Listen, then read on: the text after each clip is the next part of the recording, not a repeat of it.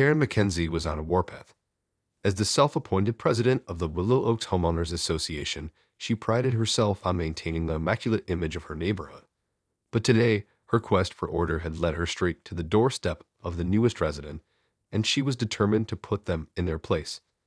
Marching up the long driveway of the sprawling ranch-style home, Karen's perfectly coiffed hair and designer power suit did little to mask the scowl on her face. The unkempt grass and rusting farm equipment scattered across the property were an eyesore, and she was here to put a stop to it.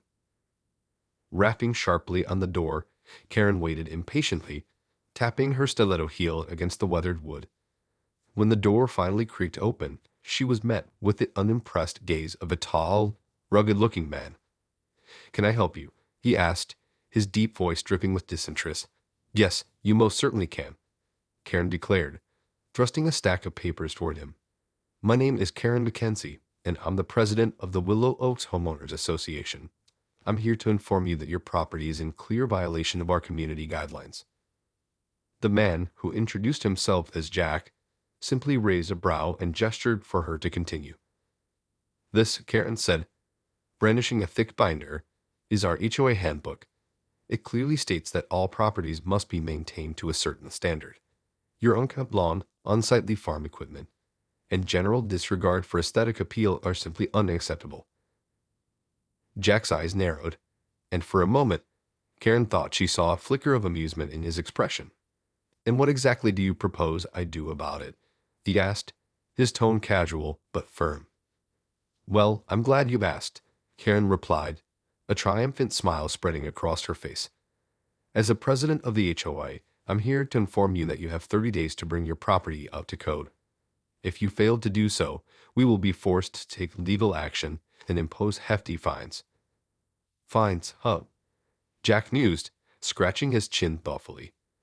"Well, I appreciate you taking the time to come all the way out here, but I'm afraid I'm going to have to decline." Karen's face twisted in outrage. "Decline?" she sputtered. "Young man, I don't think you understand the gravity of the situation. This is not a request. It's a mandate. If you don't comply, you will have no choice but to—" "To what?" Jack interrupted, his tone dangerously calm. "Call the cops. Drag me into court. I've got news for you, Karen. I've_the cops." Karen's eyes widened as Jack produced a shiny badge from his pocket, holding it up for her to see. "Detective Jack Ryder, Willow Oaks PD. This ranch is my undercover operation, and you just tried to threaten a police officer. I think you better turn around and go back to your little HOA meeting before you find yourself in some serious trouble." For once in her life, Karen McKenzie was at a loss for words. As she stood there, gaping like a fish out of water, Jack Ryder simply smiled and closed the door in her face, leaving her to stew in her own humiliation. Karen McKenzie was fuming as she stormed back to her car, her high heels clacking angrily against the graveled driveway. How dare that infuriating man mock her authority and dismiss her with such blatant disrespect? She was the president of the Willow Oaks Homeowners Association, for crying out loud. Her word was law in this community. Slamming the door of her BMW, Karen gripped the steering wheel until her knuckles turned white. She couldn't believe that Jack Ryder had the audacity to pull them a cop card. This was her neighborhood, her domain, and she wasn't about to let some scruffy-looking interloper waltz in and undermine her power. Taking a deep, steadying breath, Karen tried to think rationally. Perhaps she had been a bit overzealous in her approach, but surely there had to be a way to get this man to comply with the HOA's regulations. After all, even police officers were beholden to the rules and regulations of the community. Pulling out her phone, Karen scrolled through her contacts until she found the number for the HOA's legal counsel. If Jack Ryder thought he could simply flash a badge and get away with flouting the rules, he had another thing coming. "Hello, this is Karen McKenzie," she said, her tone clipped and businesslike. "I need to schedule an emergency meeting with the HOA's legal team. There's a situation that requires immediate attention." As she waited for the lawyer to respond, Karen's mind raced with possibilities. Perhaps she could find some sort of loophole or technicality that would allow the HOA to force Jack's hand, Or maybe she could gather enough evidence to prove that his undercover operation was nothing more than a convenient excuse to avoid following the rules. Excellent. Thank you, Karen said, jotting down the meeting details. I'll be there first thing tomorrow morning. Hanging up the phone, she felt a surge of determined resolve. Jack Ryder might think he had the upper hand, but Karen Mackenzie was not one to be trifled with. She would find a way to bring this interloper to heel, even if it meant playing dirty. With a newfound sense of purpose, Karen started her car and pulled out of the driveway, her mind already wearing with plans and strategies. This was war, and she was determined to win. The next morning, Karen Mackenzie strode into the conference room of the Willow Oaks Homeowners Association, her head held high and her posture exuding confidence. Seated around the polished mahogany table were the HOA's legal team, a group of well-dressed and impassive professionals who eyed her expectantly. Thank you all for coming on such short notice, Karen began, taking a seat at the head of the table. I have a situation that requires your immediate attention, and I believe we have a viable path forward to address it. Laying out the details of her encounter with Jack Ryder, Karen spoke with a sense of righteous indignation, her words laced with a hint of frustration. This man is clearly in violation of our community guidelines, and yet he has the audacity to claim he's a police officer and simply dismiss my authority. One of the lawyers, a sharply dressed woman with a severe bun, cleared her throat. I see. And what exactly are you hoping we can do about this? Well, I was hoping you could look into his so-called undercover operation and see if there's any way we can challenge it, Karen replied, her eyes gleaming with determination.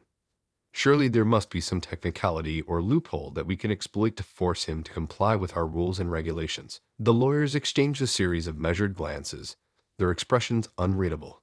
Finally, the woman with the bun spoke up again. Mrs. Mackenzie, I understand your frustration, but I'm not sure that's the best course of action here. As you've said, this man claims to be a police officer, and interfering with an undercover operation could have serious legal ramifications for the HOA. Karen's face fell, her confidence faltering. But he can't simply ignore our rules just because he's a cop, she protested.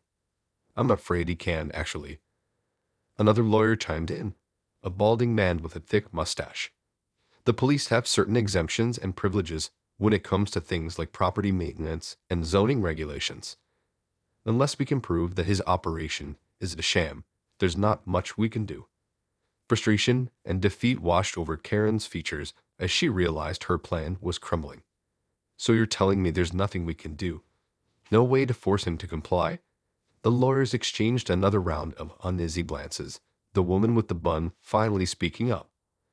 Well, there may be one option, but it would require a delicate approach. We can try to negotiate with Detective Ryder, see if there's a compromise we can reach that would satisfy both the HOA's concerns and his operational needs. Karen's eyes narrowed as she considered the suggestion. Negotiate? With that arrogant, disrespectful man? I don't know if I'm willing to stoop to that level. It may be your best chance of resolving the situation without risking legal action, the lawyer countered. At the very least, it's worth exploring. The alternative could be a protracted and costly battle that we're unlikely to win. Sighing heavily, Karen nodded. Fine. Set up a meeting with him then. But I want to be there, and I want a guarantee that we'll come to a reasonable compromise. The lawyers exchanged one final look, their expressions conveying a silent understanding. This was going to be a delicate dance, but if anyone could navigate it, it was Karen Mackenzie. The following day, Karen found herself sitting across the table from Jack Ryder, her back ramrod straight and her gaze unwavering. The HOA's legal team flanked her on either side, their faces carefully neutral as they waited for the negotiations to begin. Jack, for his part, seemed remarkably at ease, leaning back in his chair and regarding the assembled group with a casual air of indifference. All right, let's get this started, he said, his deep voice cutting through the tense silence. What is it you folks want from me? Karen cleared her throat, steeling herself for the upcoming battle of wills. As I'm sure you're aware, your property is in clear violation of the Willow Oaks Homeowners Association's guidelines. We take the visual appeal and property values of this community very seriously, and there are, shall we say, rustic aesthetic simply doesn't fit with the standard we've established. Jack raised a single brow, a hint of amusement flickering in his eyes. And what exactly do you propose I do about that? Well, that's why we're here, one of the lawyers interjected, his tone diplomatic. We'd like to see if we can reach a compromise that satisfies both the HOA's concerns and your operational needs as a police officer. Compromise, huh? Jack mused, drumming his fingers against the table. All right, I'm listening. Karen took a deep breath, steeling herself for the negotiation ahead. We're willing to make some concessions, but we need to see significant improvements to the appearance of your property. The unkempt lawn, the rusting farm equipment, all of it needs to go. And in exchange, Jack asked, his gaze steady. In exchange, we'll grant you a temporary exemption from the HOA's landscaping and aesthetic requirements. Another lawyer chimed in. But it'll only be valid for the duration of your undercover operation, and we'll need to conduct periodic inspections to ensure you're making a good faith effort to maintain a certain level of presentability. Jack considered the offer, his brow furrowing in thought. All right, that sounds reasonable. What about the fines you threatened? Are those still on the table? Karen bristled at the mention of the fines, but one of the lawyers quickly intervened. We're willing to waive any fines or penalties, provided you cooperate with the terms of the exemption. For a moment, the room fell silent as Jack contemplated the proposal. Finally, he spoke up, his voice laced with a hint of reluctance. Fine, I'll agree to your terms, but I want it in writing, and I want the right to renegotiate if my undercover operation requires any major changes to the property. The lawyers nodded, already scribbling away on their notepads. That's fair, the woman with the bun said. We'll draft up the agreement and have it ready for you to review and sign by the end of the day. Karen's lips tightened into a thin line, but she remained silent, her gaze fixed on Jack Ryder. She couldn't help but feel like she had been outmaneuvered, but at least she had managed to extract some concessions from the infuriating man. As the meeting drew to a close, Karen couldn't help but wonder what other surprises Jack Ryder might have in store for her. One thing was certain, this was far from the last she would be seeing of the mysterious undercover cop. Over the next few weeks, Karen Mackenzie found herself in a rather uncomfortable position. The negotiated agreement between the Willow Oaks Homeowners Association and Detective Jack Ryder had been signed and put into effect, but the arrangement left her feeling uneasy. True to his word, Jack had made some visible improvements to the appearance of his property. The unkempt lawn had been neatly trimmed, and the rusting farm equipment had been moved out of sight. However, Karen couldn't shake the nagging suspicion that he was still hiding something. Every time she drove past the ranch, she couldn't help but scrutinize it, searching for any signs of non-compliance. And whenever she caught a glimpse of Jack himself, she felt a surge of irritation, her disdain for the man only growing stronger. He's up to something, I just know it, she muttered to herself, tightening her grip on the steering wheel as she made her way to the next HOA meeting. Once there, Karen wasted no time in raising her concerns with the rest of the board members. We can't trust that man, she declared, her voice laced with conviction. He's only playing along to avoid the consequences, and the moment our backs are turned, he'll be back to his old ways. The other board members exchanged uneasy glances, unsure of how to respond. They had all been present during the negotiations and had agreed to the terms of the compromise, but Karen's relentless suspicion was starting to sow seeds of doubt. Look, I know we all want to uphold the standards of this community, one of the board members, a soft-spoken woman named Gina, said, but maybe we should give Detective Ryder a chance to prove himself. He's been compliant so far, and we did get him to make some improvements. Karen scoffed, rolling her eyes dramatically. That's exactly what he wants us to think. He's lulling us into a false sense of security, and then he's going to pull the rug out from under us. But do we have any actual evidence of that? Another board member, a bespectacled man named Thomas, interjected. I mean, if he's truly violating the terms of the agreement, then we can take action. But if we just go on a witch hunt based on your suspicions, we could end up in legal trouble. The room fell silent as the board members considered the implications of Karen's accusations. Finally, the woman with the severe bun, the HOA's legal counsel, spoke up. Mrs. Mackenzie, I understand your concerns, but I have to agree with Gina and Thomas. We need to tread carefully here. Unless we have solid proof of non-compliance, any aggressive action on our part could backfire. For now, I suggest we continue to monitor the situation and follow the terms of the agreement. Karen's lips tightened into a thin line, her frustration evident. Fine, she spat, crossing her arms over her chest. But mark my words, that man is not to be trusted. As the meeting adjourned, Karen couldn't help but feel a sense of unease.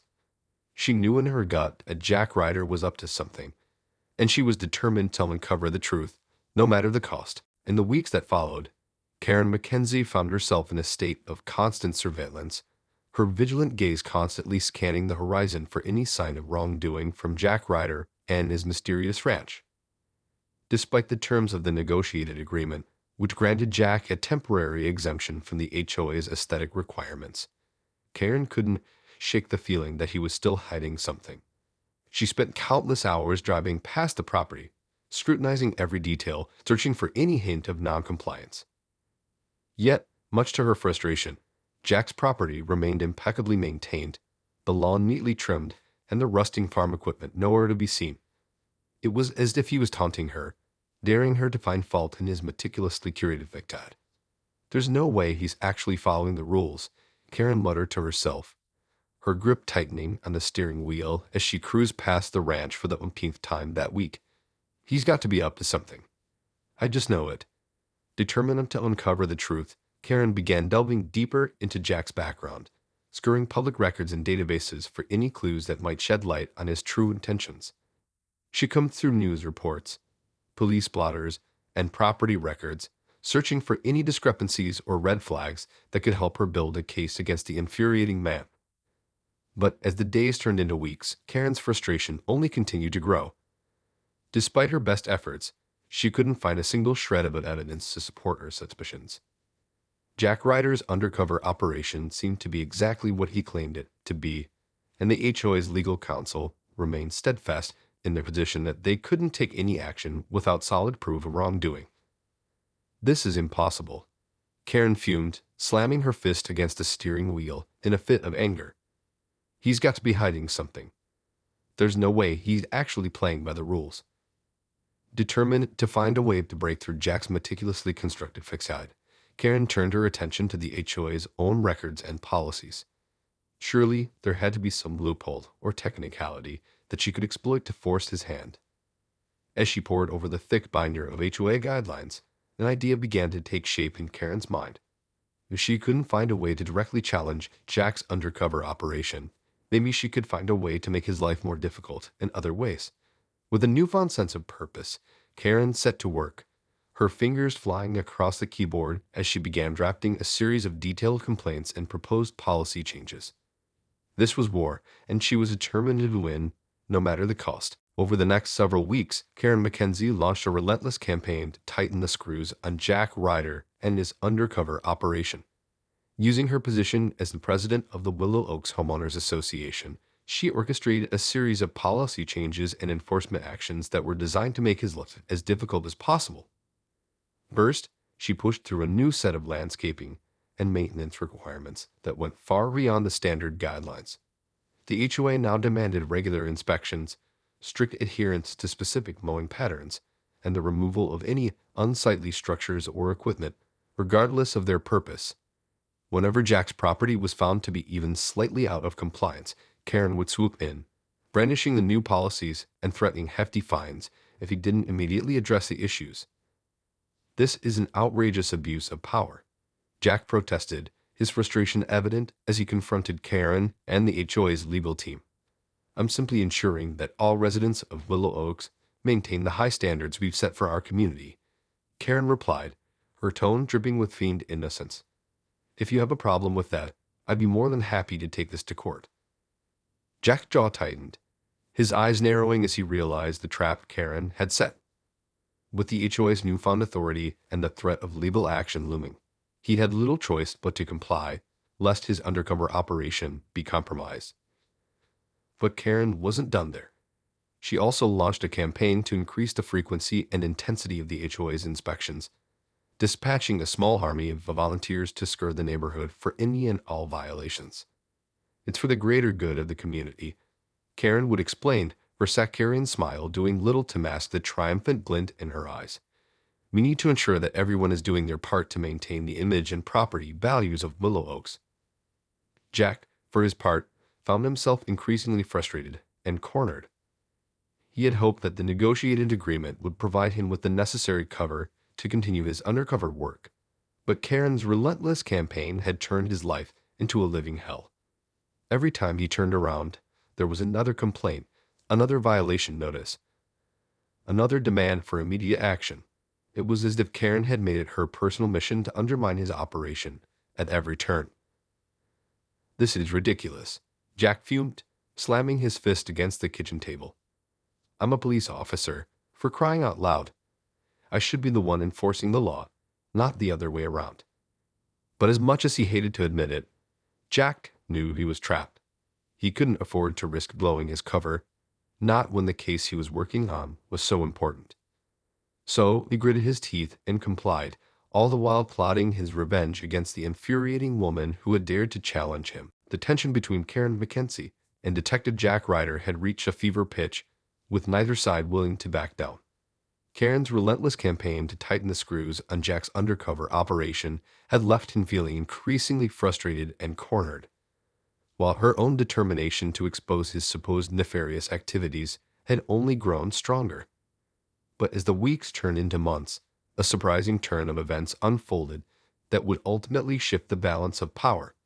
It started with a seemingly routine HOA inspection where one of the volunteers stumbled upon a hidden entrance to an underground bunker on Jack's property. Naturally, Karen seized upon this discovery like a starving wolf, convinced that she had finally uncovered the proof she needed to bring Jack down. "Ah," she exclaimed, her eyes gleaming with triumph. "I knew there was something fishy going on. This is clearly evidence of criminal activity, and we're going to put a stop to it." However, Jack's response caught Karen completely off guard. Rather than panic or try to cover up the discovery, he simply smiled and ushered the volunteers inside, inviting them to take a closer look. "Welcome to my undercover operation," he said, his voice dripping with a mixture of amusement and exasperation. "This is where I and my team conduct our surveillance and gather intelligence on a notorious drug cartel that's been plaguing the area." The volunteers, initially bewildered, suddenly found themselves in the midst of a live police investigation, their jaws dropping in surprise. Karen, meanwhile, stood there dumbfounded, her carefully constructed narrative crumbling around her. But, this can't be," she stammered, her face flushing with embarrassment. "You're just trying to trick us." Jack shook his head, his expression deadpan. "I'm afraid not, Karen. This is the real deal, and you've just blown the lid off of a critical undercover operation. Congratulations, I guess." As the full weight of her actions sank in, Karen felt a sinking feeling in the pit of her stomach. She had been so convinced of Jack's guilt that she had completely overlooked the possibility that he was actually telling the truth. Now, not only had she undermined a police investigation, but she had also made a laughingstock of herself and the HOA. Chastened and humbled, Karen could only manage a meek apology as Jack escorted the volunteers out of the bunker, his expression a mix of exasperation and amusement. In the aftermath of the debacle, the HOA was forced to issue a formal apology to Jack and his team, and Karen found herself stripped of her presidential title, her reputation tarnished beyond repair. It was a bitter pill to swallow, but one that she knew she had brought upon herself. As for Jack, he simply continued his undercover work, secure in the knowledge that the meddlesome HOA Karen had been effectively neutralized. The Willow Oaks neighborhood may have been a bit more orderly and well manicured, but for Jack, the true victory lay in the successful completion of his mission, with a little added bonus of humble pie for the overzealous HOA president.